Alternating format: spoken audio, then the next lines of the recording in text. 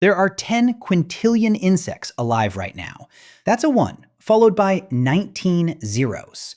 Write it out, and it doesn't even fit on one line. For every human on Earth, there are 1.4 billion insects. They outnumber us. They outweigh us.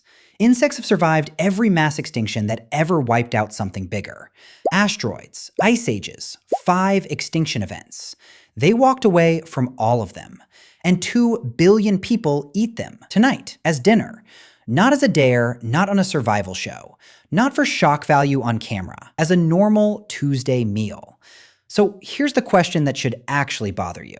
If insects are the most successful animals on the planet, why does the thought of eating one make your stomach turn? Let's find out. Roasted grasshoppers in Uganda, sold hot off the street cart. Fried silkworm pupae in South Korea, packed in little paper cups. Chapulines, toasted grasshoppers, lime chili, sold by the bag in Oaxaca markets. Termites, harvested by the thousands, considered a delicacy across Central Africa. Mopane worms, dried and stir-fried, a staple protein in Southern Africa. 1,900 species of insect, eaten regularly somewhere on Earth. This isn't fringe, this is ancient. Long before farming, long before livestock, insects were on the menu. Some anthropologists think insects were one of the most reliable food sources our ancestors ever had. More reliable than the hunt. Think about it. A herd of animals runs, hides, fights back. You could spend a full day tracking one animal and come home with nothing. A grasshopper does not outrun you. A beehive does not hide from you. Insects were slow, abundant, everywhere. Insects were the original convenience food. So why isn't the whole planet eating them? Because on paper, insects might be the best food source we've ever ignored. Let's start with protein. Crickets are 65 to 70% protein by dry weight. Beef is around 25%. Gram for gram, a cricket beats a cow, easily. And it does it on almost nothing. 1 kilogram of beef needs close to 8 kilograms of feed. 1 kilogram of crickets needs about 1.7. A cow drinks thousands of liters of water over its lifetime. A cricket barely sips. A cow needs years to grow to slaughter weight. A cricket needs about 6 weeks. 6 weeks. Start to plate. Cattle need land, water, time, space, vets, vaccines, transport. Crickets need a warehouse shelf and a bin.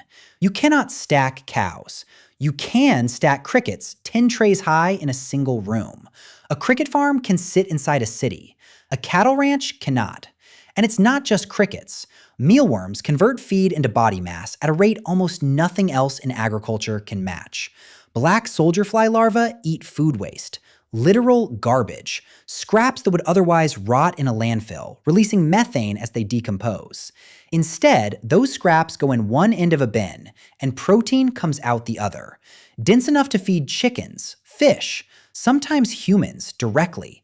Some farms are already doing exactly this. Quietly, no headlines.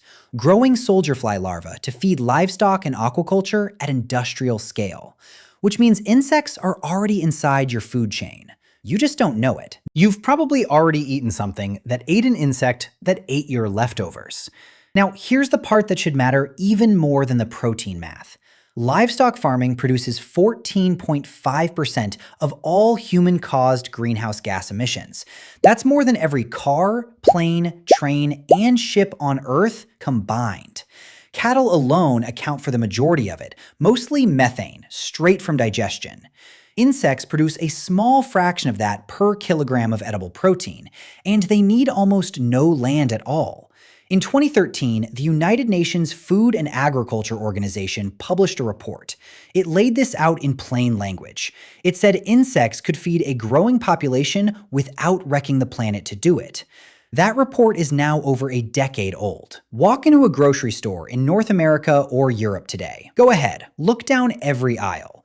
You will not find a single insect product that isn't marketed as a novelty. Not one. No cricket burgers next to the beef patties. No mealworm nuggets in the frozen aisle. So what happened? Why did the UN's prediction just stall? The obvious answer is disgust. And that part is real. Psychologist Paul Rozin spent much of his career studying disgust as an emotion. He found insects sit near the top of the list of things Western populations find repulsive to eat, right next to rotten meat, something your brain flags instantly as contamination, disease, danger. The legs, the segmented bodies, the way they twitch and skitter. That reaction evolved for a reason. Disgust was a survival tool, a mental shortcut. Flinch first, ask questions never. It kept our ancestors away from things that could actually kill them. Insects got swept into that same category somewhere along the way. Maybe because some of them genuinely do carry disease, and the ones that don't still look close enough to the ones that do. Your brain isn't running a lab test before you recoil. It's running a pattern match in a fraction of a second. Legs, movement, texture, close enough, reject. But here's the part that doesn't hold up under any scrutiny. You think you'd never eat something with that many legs, something that crawls, something wearing its skeleton on the outside of its body instead of the inside. Except you probably already have. Shrimp have 10 legs. Lobster and crab share the exact same basic body plan. A hard exterior shell, jointed limbs, antennae. Crustaceans are extremely close biological relatives of insects. Some researchers even argue insects evolved from a crustacean-like ancestor millions of years ago. And you will pay $30 for a plate of them at a nice restaurant. You will call it a treat. You will post a photo of it. So the leg count was never the real problem. The disgust was never really about biology. It's about categories, nothing more. Somewhere along the way, shrimp got filed under food, and crickets got filed under pest. And once something gets filed under pest, no amount of protein math, no UN report, no sustainability chart changes how your gut reacts to it on sight. Here's the twist that most people never learn. That category isn't universal. It's cultural, and it's recent. Shockingly recent. Eating insects, entomophagy, the scientific term for it, was common across parts of Europe. Recipes for it existed. Markets sold it. This was before industrialized agriculture made beef, pork, and chicken cheap and available year-round. Once meat from large animals became affordable and consistent, something shifted. Insects got rebranded. Fast. From food to filth. That rebrand is roughly 200 years old. That's it. 2 centuries against a food source humans had eaten for tens of thousands of years. And it wasn't an accident. As industrial meat production scaled up through the 20th century, an entire marketing and cultural apparatus grew up around it. Beef wasn't just food anymore. It became a symbol. Steak meant success, a promotion, a celebration. A roast chicken on the table meant a proper family dinner. Meanwhile, insects had no equivalent campaign. None. Nobody built a national holiday around a cricket dinner. Nobody put a friendly mascot on a box of mealworm snacks in 1952. The industries with the money to shape public taste picked their products. Insects were never in the room when those decisions got made. There's something darker buried in here too, rarely talked about.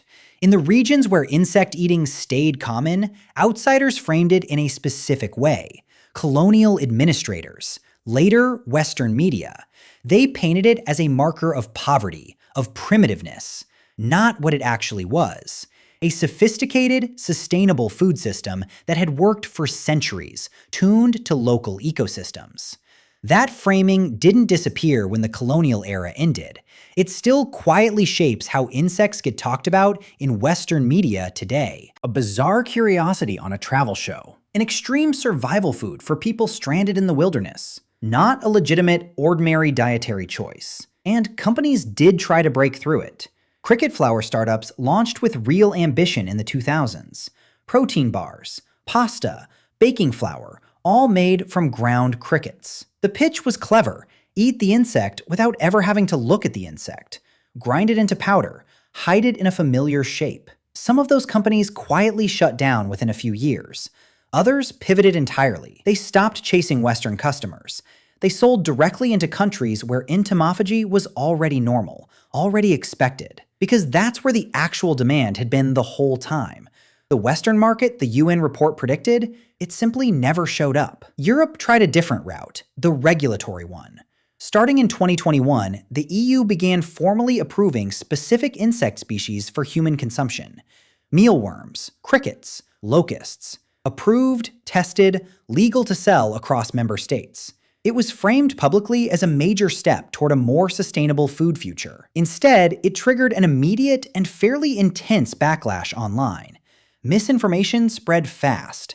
Claims that insects were secretly being added to bread, to flour, to staple foods, without anyone's knowledge or consent. None of it was true, not one part of it. But it revealed something important. This resistance runs far deeper than logic or evidence can reach. This was never a supply problem, never a regulation problem. It was never really about whether insects were legal or available or even safe. It was about whether people were willing to change what they picture when they picture dinner. And that leaves us with something genuinely uncomfortable to sit with. We're not avoiding insects because they're unsafe. We're not avoiding them because they objectively taste bad. Most people have never even tried them. We're avoiding them because of a mental category built 2 centuries ago, one that has almost nothing to do with the actual animal sitting on the plate. Meanwhile, the population keeps growing. Land for grazing cattle keeps shrinking year after year.